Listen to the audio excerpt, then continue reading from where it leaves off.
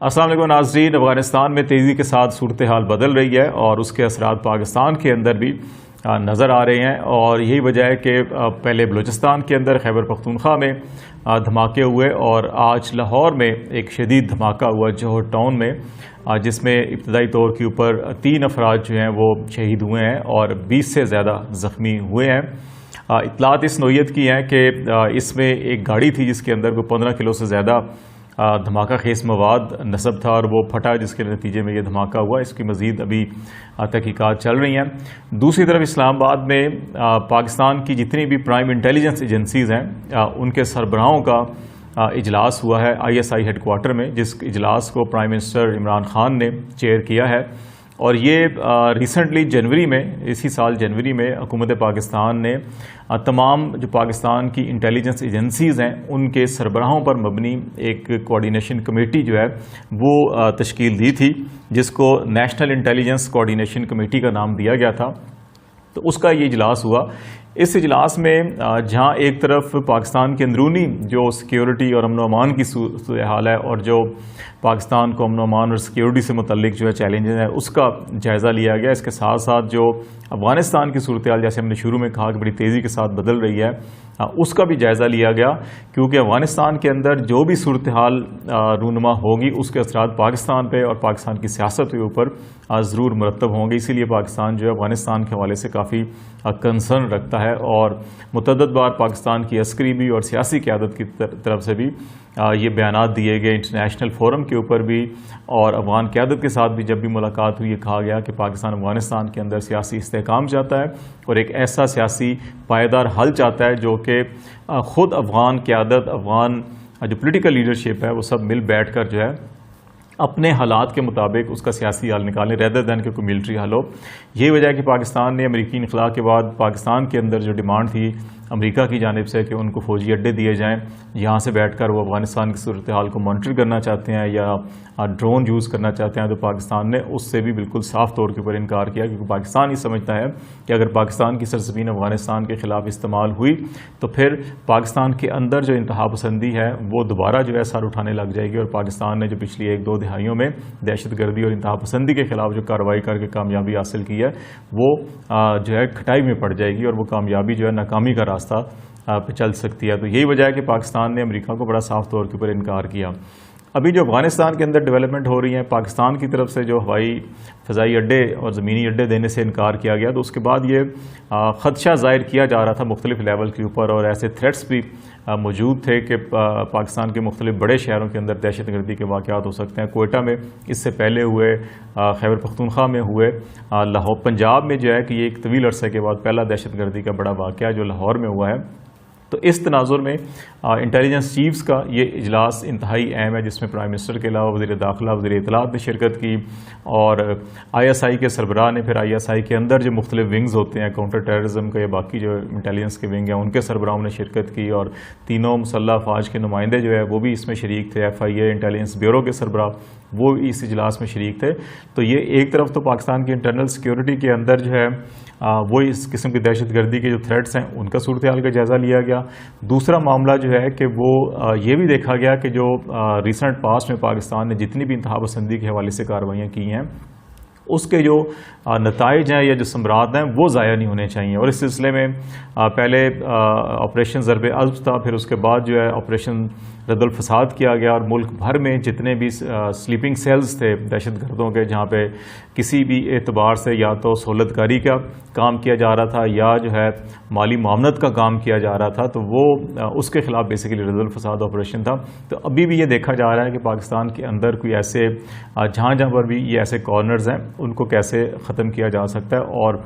جہاں پر بھی کوئی دہشت گردی کے حوالے سے یا امن و امان کے حوالے سے یا جو سیکیورٹی سے متعلق چیلنجز ہیں اس میں سول، ملٹری جو انٹیلیجنس ادارے ہیں ان کے اندر کس طرح سے مربوط حکمت عملی کے ساتھ آگے بڑھا جا سکتا ہے، اور جس ادارے کے پاس جو بھی انٹیلیجنس ہے وہ کس طرح سے ایک دوسرے کے ساتھ شیئر کر سکتے ہیں، اور پھر مشترکہ کارروائیاں کر کے کس طرح سے اس کا خاتمہ کیا جا سکتا ہے۔ یہ وہ معاملات ہیں جو اس فورم کے اوپر ڈسکس ہوتے ہیں۔ دوسری اہم بات جو افغانستان سائڈ کی ہمیں یہ بھی دیکھنا ہوگا کہ افغانستان کے اندر جو انڈین کردار تھا وہ دن بدن جو ہے وہ کم ہوتا جا رہا ہے۔ طالبان کا اثر و رسوخ بڑھ رہا ہے، جو سیاسی قیادت ہے افغانستان کے اندر ان کی جو کنٹرول ہے افغانستان کے اوپر وہ دن بدن جو ہے وہ کمزور ہوتا جا رہا ہے اور کم ہوتا جا رہا ہے۔ یہی وجہ ہے کہ پاکستان مسلسل امریکہ کے اوپر اور عالمی قوتوں کے اوپر یہ دباؤ ڈال رہا ہے کہ امریکنز اپنی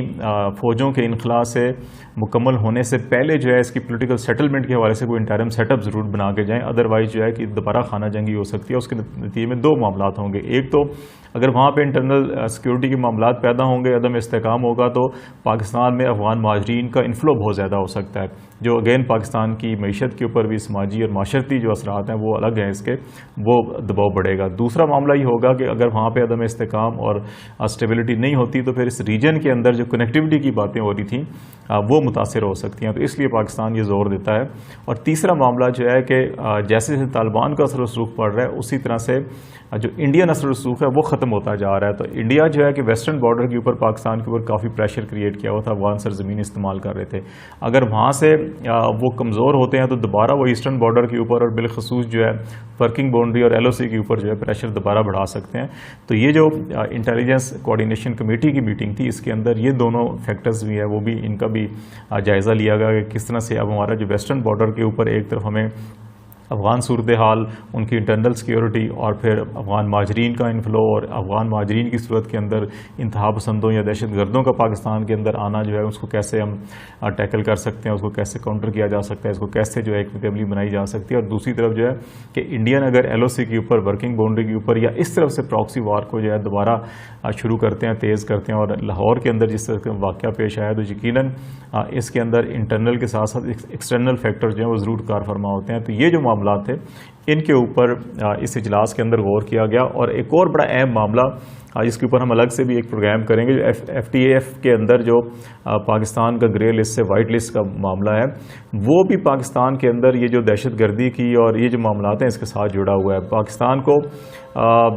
پاکستان کے اندر ماضی میں منی لانڈرنگ بے شمار واقعات اس قسم کے، اور ایک بہت بڑی اماؤنٹ جو ہے منی لانڈرنگ کی صورت میں پاکستان سے باہر گئی ہے، اور اس کے ابھی ریسنٹلی آپ جتنے بڑے بڑے میگا کرپشن کے یا منی لانڈرنگ کیسز ہیں آپ کے سامنے آ رہے ہیں، جہاں پہ پاپڑی والے، کلرک، چپڑاسی، دہی بلے اور ریڈیو والوں کے اکاؤنٹ سے جو اربوں روپے کی مالیت کی ٹرانزیکشنز ہوئی ہیں۔ یہ وہ معاملات ہیں جس کی وجہ سے پاکستان کے اوپر یہ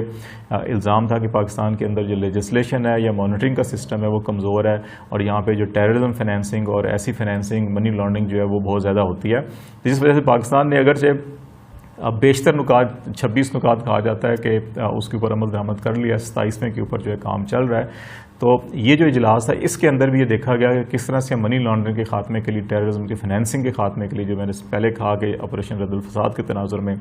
کہ جو سہولت کاری یا مالی معاملت کاری ہے اس کو کیسے ختم کیا جا سکتا ہے۔ تو یہ وہ سارے معاملات ہیں جو آپس کے اندر جڑے بھی ہوئے ہیں، ان کا معاملہ جو امن و امان سے بھی ہے، ان کا معاملہ پاکستان کی اندرونی سلامتی سے بھی ہے، ان کا معاملہ جو بیرونی سیکیورٹی کے چیلنجز ہیں ان کے ساتھ بھی ہے، اور ان کا معاملہ جو ہے کہ انٹرنیشنل منی لانڈرنگ اور ایف ٹی اے ایف کے جو معاملات جڑے ہوئے ہیں ان کے ساتھ بھی جڑا ہوا ہے۔ تو یہ سارے معاملات جو ہیں کہ اس معاملات سے نمٹنے کے لیے اور پھر فیوچر کے لیے ایک جوائنٹ اسٹریٹجی اور حکمت عملی بنا کر آگے بڑھنے کے لیے جو ہے نیشنل انٹیلیجنس کوآرڈینیشن کمیٹی قائم کی گئی تھی، جس کا اجلاس پرائم منسٹر کی صدارت میں ہوا، اور یہ تمام معاملات اس کے اندر ڈسکس ہوئے ہیں۔ اگرچہ افغان سائڈ کے اوپر، ایل او سی کے سائڈ کے اوپر، انٹرنل سیکیورٹی کے اوپر مجموعی طور کے اوپر اطمینان کا اظہار کیا گیا، جو اس اسٹیٹمنٹ کے اندر بھی بتایا گیا ہے، لیکن جو چیلنجز ہیں وہ کافی زیادہ ہیں، کافی مشکل چیلنجز ہیں، ناممکن نہیں ہے، لیکن ان چیلنج سے نمٹنے کے لیے یقیناً جب یہ تمام انٹیلیجنس سربراہ بیٹھتے ہیں اور اپنے اداروں کی جو انٹیلیجنس رپورٹس ہیں وہ شیئر کرتے ہیں، تو اس کے نتیجے میں ایک جوائنٹ ایفرٹ کے ذریعے ان کو قابو پانا کوئی مشکل نہیں ہے۔ اس میں قوم کی اور عوام کی سپورٹ اسی طرح سے ابھی بھی تمام قومی اداروں کو اور حکومت پاکستان کو، ریاست پاکستان کو ضرورت ہوگی، جس طرح سے اے پی ایس کے بعد جو ہے کہ قومی بیانیہ ترتیب ہوا اور پھر پورے ملک کے اندر ایک نہ صرف اس قومی بیانیے کے اوپر عمل کیا گیا بلکہ تمام پوری قوم اور عوام جو ہے وہ حکومت، ریاست اور قومی اداروں کے ساتھ ان کی پشت پر کھڑی ہوئی تو کامیابی حاصل ہوئی۔ تو ویسے ہی اتحاد اور یکجہتی ابھی بھی وقت کی ضرورت ہے تاکہ یہ جو نئے چیلنجز ہیں ان سے نپٹا جا سکے اور کامیابی حاصل کی جا سکے۔